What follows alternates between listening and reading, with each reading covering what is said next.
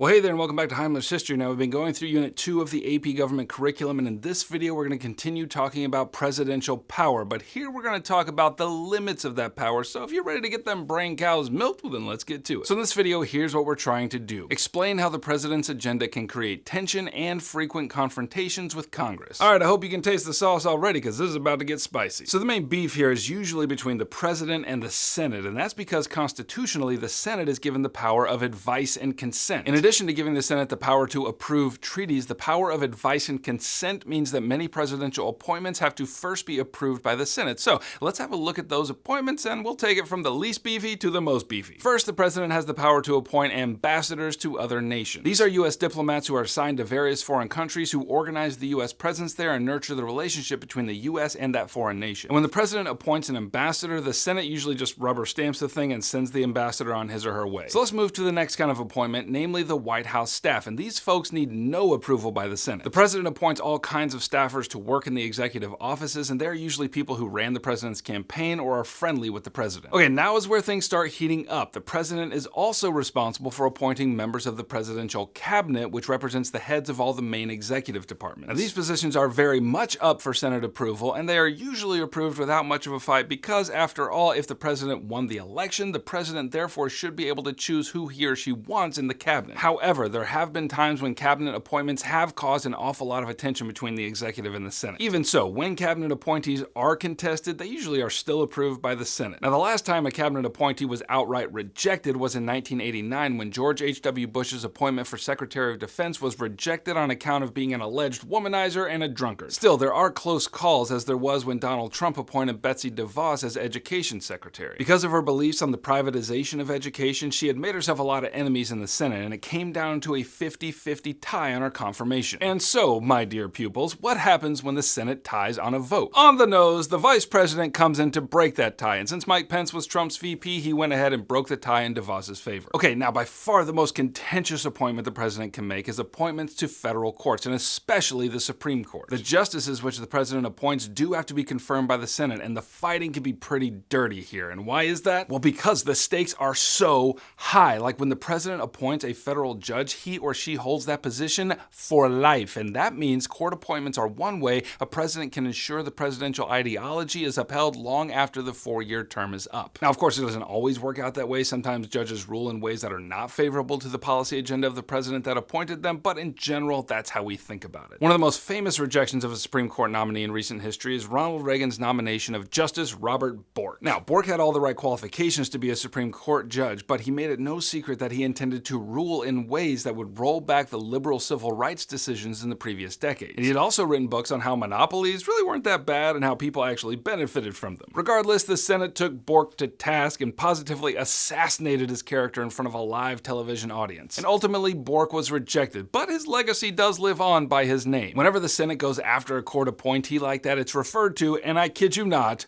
borking. Anyway, the latest court appointee to get borked was Donald Trump's nomination of Brett Kavanaugh to the Supreme Court in 2018. Again, he had all the right qualifications, but Democratic senators pounded him for his alleged indiscretions and possible abuses of women in the past. Now, the Senate ultimately approved Kavanaugh, but still, Kavanaugh, you're borked. All right, thanks for watching. If you want help getting an A in your class and a 5 on your exam, and maybe you can click right here and grab a review packet. Furthermore, if you want me to keep making government videos for you, then by all means subscribe and I shall oblige. Heimler out.